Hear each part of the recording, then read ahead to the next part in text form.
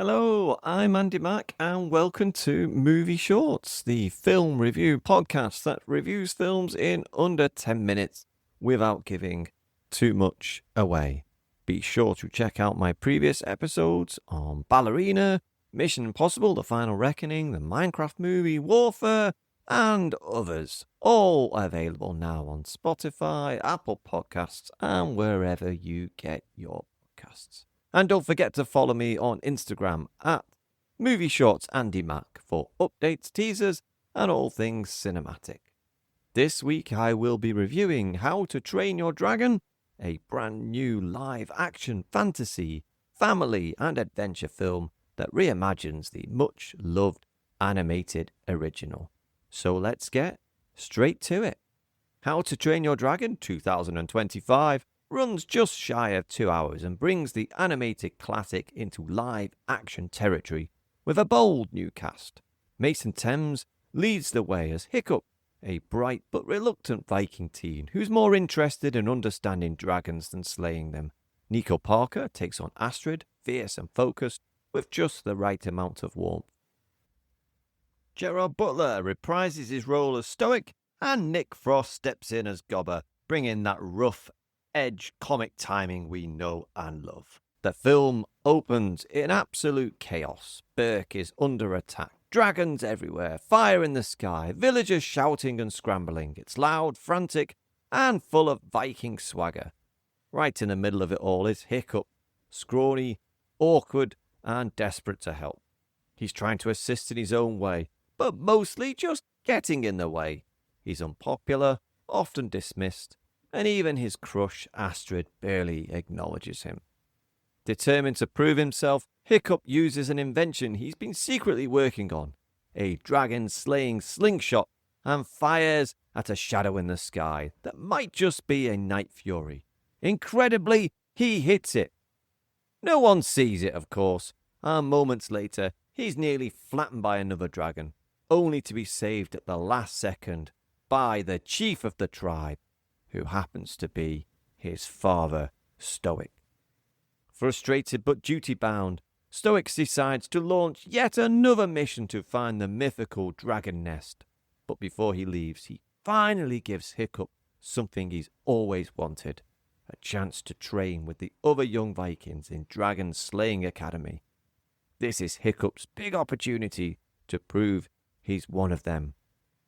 But while the others head off to sharpen their blades, Hiccup secretly tracks down the dragon he believes he shot, the elusive Night Fury, now injured and stranded.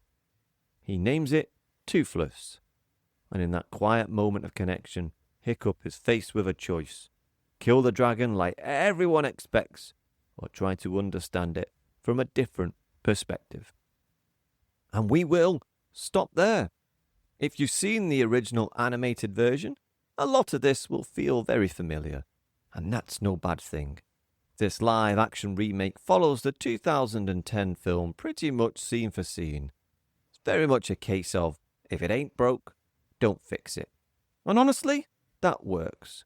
The strength of the original storyline has always been its heart. A boy and a dragon forming an unlikely bond in a world built on fear, and that emotional core still lands beautifully here. The film also makes full use of its spectacular Northern Ireland scenery. Sweeping cliffs, lush green valleys, and stormy coastlines double perfectly as the Viking island of Berk. It gives the world a rugged cinematic scale that feels grounded even when the dragons are soaring overhead. As mentioned previously, Gerard Butler returns to voice Stoic once again. His gravelly delivery gives the character real weight, and it's a welcome bit of continuity. Mason Thames is perfectly cast as Hiccup, earnest, awkward, but never irritating. But it's Nico Parker as Astrid who really impresses. You might recognise her from the first episode of The Last of Us, where she played Joel's daughter and stole the screen.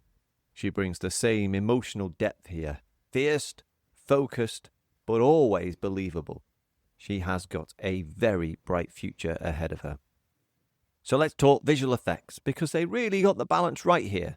The dragons looked fantastic, detailed, expressive, and surprisingly lifelike. even though I've never seen a dragon, but without being too frightening for younger viewers.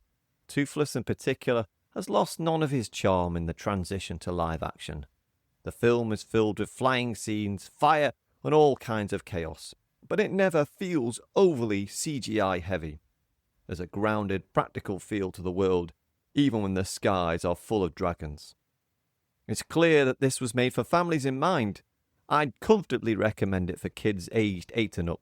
There's some tension and action, but nothing too intense. It's exciting without being overwhelming, and it's visually rich without tipping into the artificial.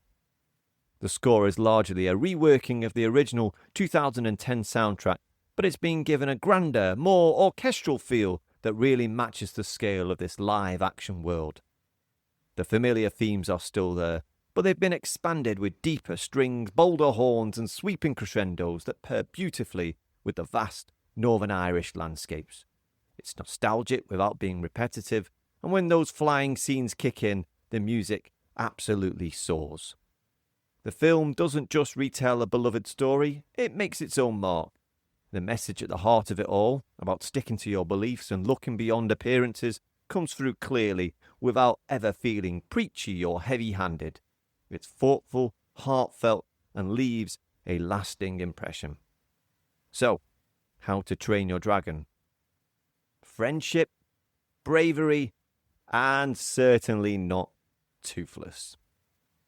Thanks again to everyone who's been downloading movie shorts, whether you're listening in the UK, the US, or somewhere entirely unexpected. It's been brilliant seeing the podcast reach people all over the world. And with an exciting season of films still to come, I can't wait to keep sharing more spoiler-free, bite-sized reviews with you. Until next time, thank you and goodbye.